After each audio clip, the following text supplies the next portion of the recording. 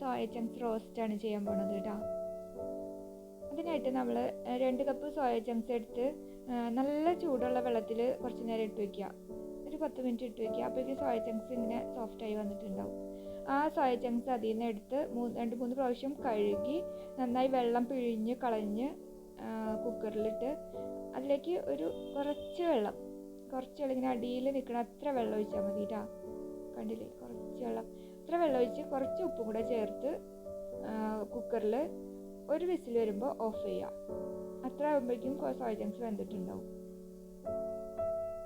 പിന്നെ ഇതിലേക്ക് മസാല തയ്യാറാക്കാൻ സവാള, തക്കാളി, പച്ചമുളക്, വെളുത്തുള്ളി, ഇഞ്ചി, പിന്നെ ഗരം മസാല.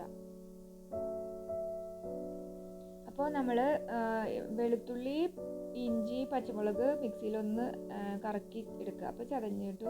പിന്നെ തക്കാളി ഒന്ന് പേസ്റ്റ് ആക്കി വയ്ക്കുക. അപ്പോൾ നമ്മുടെ മസാലയുടെ പണികൾ കഴിഞ്ഞു കേട്ടോ. പിന്നെ നമ്മൾ അപ്പോഴേക്കും കുക്കർ പ്രഷറൊക്കെ പോയി തുറന്നു കഴിയുമ്പോൾ ഇതുപോലെ നമുക്ക് കിട്ടും. വെള്ളമൊക്കെ പോയിട്ടാണ്. നമ്മൾ ഈ സോയ ചങ്ക്സ് ചെറുതായിട്ടൊന്ന് ഫ്രൈ ചെയ്തെടുക്കണം. അപ്പോൾ എണ്ണ കുറച്ച് ഒഴിച്ച്, ഞാൻ വെളിച്ചെണ്ണയിലാണ് ചെയ്യുന്നത്. അപ്പോൾ ഏത് എണ്ണ ഉപയോഗിക്കണമെന്ന് വെച്ചാൽ അതിൽ ചെയ്യുക. അത് ഫ്ലെയിമൊക്കെ കൂട്ടി വെച്ചിട്ട് ഇട്ട് കൊടുത്ത് 5 മിനിറ്റ് നേരം ഒന്ന് ഫ്രൈ ചെയ്താൽ മതി കേട്ടോ. കൂടുതലൊന്നും ഫ്രൈ ചെയ്യണ്ട, 5 മിനിറ്റ് നേരം മതി. ഇടയ്ക്കിടയ്ക്ക് ഒന്ന് ഇളക്കി കൊടുത്താൽ മതി. അടിയിലൊന്നും പിടിക്കില്ല. അടിയിൽ പിടിച്ചാലും ഇത് കരിഞ്ഞൊന്നും പോവില്ല. അപ്പോൾ തീ ഒന്ന് ചെറുതാക്കി വെച്ചാൽ മതി.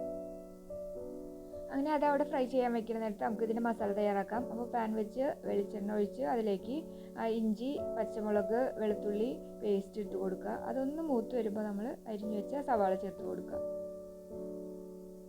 അപ്പോൾ നമ്മൾ ഇനി ഫ്ലെയിം ആദ്യം കുറച്ച് കൂട്ടി വയ്ക്കുക, സവാള ഇട്ടിട്ട്. അതിന് ശേഷം മീഡിയം ഫ്ലെയിമിൽ വെച്ചിട്ട് ഇത് വഴറ്റിയെടുത്താൽ മതി. അല്ലെങ്കിൽ വേഗം ഇത് അടിയിൽ പിടിച്ച് കരിഞ്ഞു പോകും.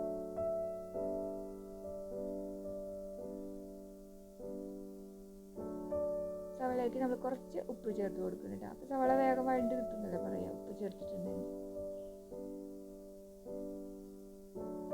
നമ്മുടെ സവാളയൊക്കെ ഇത്ര മൂത്ത് വന്നിട്ടുണ്ട് കേട്ടോ. ചെറിയൊരു ബ്രൗൺ കളറൊക്കെ ആയില്ലേ. ആ സമയത്ത് നമ്മളിതിലെ മസാല ആയിട്ട് മല്ലിപ്പൊടി, മുളക് പൊടി, മഞ്ഞൾപ്പൊടി, പിന്നെ ഗരം മസാല. ഇതിപ്പോൾ ഞാൻ ഗരം മസാല അല്ല അവിടെ എടുത്ത് വെച്ചിരിക്കുന്ന അതൊക്കെ പൊടിച്ചതാണ്. ഇനി ഗരം മസാലയുടെ പൊടി വീട്ടിലുണ്ടെങ്കിൽ അത് ഇട്ട് കൊടുത്താൽ മതി. അത് 1-1.5 ടീസ്പൂണോളം ഇട്ട് കൊടുത്തോ ഗരം മസാലയുടെ പൊടി.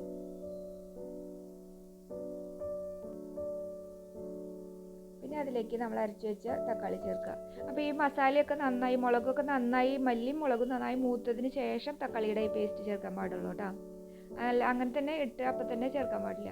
തക്കാളി ഇട്ടിട്ട് പിന്നെ നമ്മൾ കറിവേപ്പില ഇട്ട് ഈ തക്കാളി നന്നായിട്ട് പച്ചമുളകൊക്കെ മാറിപ്പോകണ വരെ നമ്മളിങ്ങനെ വഴറ്റിക്കൊണ്ടിരിക്കണം.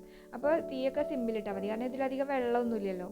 അങ്ങനെ തക്കാളി നന്നായിട്ട് വഴണ്ട് അതിൻ്റെ എണ്ണയൊക്കെ തെളിയാൻ തുടങ്ങുന്ന സമയത്ത് നമുക്ക് അതിലേക്ക് കുറച്ച് ചൂടുവെള്ളം ഒഴിച്ച് കൊടുക്കാം.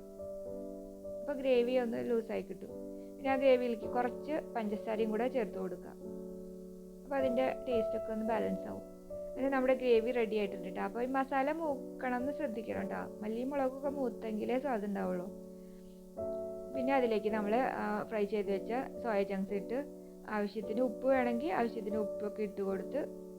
അപ്പോൾ സോയ ചങ്ക്സിൽ ഉപ്പിട്ടിട്ടുണ്ട്, നമ്മൾ സവാളയിൽ ഉപ്പിട്ടിട്ടുണ്ട്, അതുകൊണ്ട് ഉപ്പ് നോക്കിയിട്ട് ഇട്ട് കൊടുക്കാം. പിന്നെ അത് സിമ്മിലിട്ടിട്ട് ഇങ്ങനെ വെക്കുക. അപ്പോൾ ഇത് വെള്ളം ഒഴിക്കണ്ട, നമ്മൾ റോസ്റ്റ് ചെയ്യാനുള്ളതല്ലേ. അപ്പോൾ ഞാൻ വെള്ളം വറ്റി വരുമ്പോഴേക്കും കുറേ സമയം എടുക്കില്ലേ. അപ്പോൾ ഇങ്ങനെ ഇടയ്ക്കിടയ്ക്ക് ഒന്ന് ഇളക്കി കൊടുത്താൽ മതി, സിമ്മിലിട്ടിരുന്നാൽ മതി.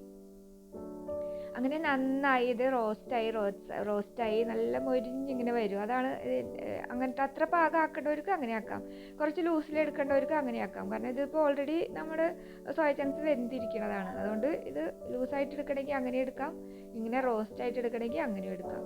ഇതിപ്പോൾ ചപ്പാത്തിയുടെ കൂടെ കഴിക്കാനും റൈസിൻ്റെ കൂടെ കഴിക്കാനും ഒക്കെ നല്ല സ്വാദാണ്. അതേ കണ്ടില്ലേ, നമ്മുടെ സോയ ചങ്ക്സ് റോസ്റ്റ് റെഡിയായി.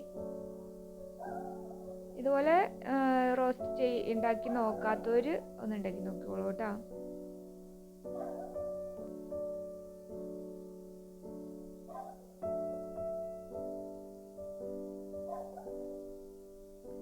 ഇഷ്ടപ്പെട്ടെങ്കിൽ ലൈക്ക് ചെയ്യുക, കമൻറ്റ് ചെയ്യുക, സബ്സ്ക്രൈബ് ചെയ്യുക. ബൈ.